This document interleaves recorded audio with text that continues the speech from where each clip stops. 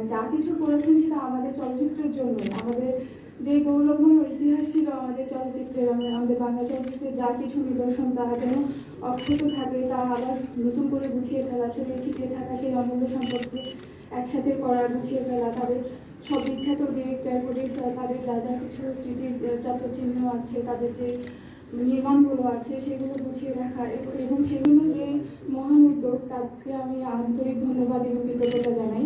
Film মার্কেটকে happy birthday বলার থেকে আমরা মানে হ্যাপি বার্থডেটা আসলে মন থেকে আসে, অনেক অনেক অনেক দোয়া আসে, অনেক শুভেচ্ছা আসে। আমি চাই ফিল্ম মার্কেট যেভাবে কাজ করে যাচ্ছে তাতে যেন হচ্ছে ওনার যেভাবে পুরাতন ছবিগুলো বা যে ছবিগুলো হচ্ছে আমরা যে সিনেমাগুলো আমরা দেখতাম এবং যা আপনাদের সবার প্রিয়, আমরা যে কাজগুলো দেখে আমরা সিনেমা নির্মাণে আগ্রহী হয়েছি, যেগুলো দেখে আমরা আমাদের বাংলা সিনেমার গৌরবগুলো জানতে পারি, সেই অতীত জানতে পারি, সোনালী অতীতগুলো জানতে পারি, সেগুলো গুছিয়ে রাখছেন ফিল্ম মার্কেট, সেগুলো যত্ন করছেন এবং তার আমরা যেন আবার নতুন করে দেখতে পারি বা আমাদের এই এখনকার পর্দায় ডিজিটালে যা দেখতে পাই সেগুলো তারাই চেষ্টা করছে, তাদেরই উদ্যোগীরা। সেই জন্য তাদের প্রতি আমার কৃতজ্ঞতা শেষ নাই। প্রত্যেকটা চলচ্চিত্র কর্মী আমি জানি যে ফিল্ম মার্কেটের জন্য হচ্ছে শুভেচ্ছা দিয়ে যাবে, তাদের সমস্ত সহযোগিতা করে যাবে।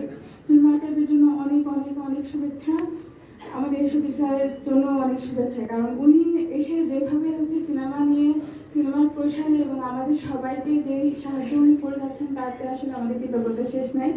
আপনাদের সবাইকে অনেক ধন্যবাদ। আমরা চেষ্টা করে যাচ্ছি যে আমাদের সিনেমার সুদিন ফিরে আসার জন্য, চলচ্চিত্রের সুদিন ফিরিয়ে আনার জন্য।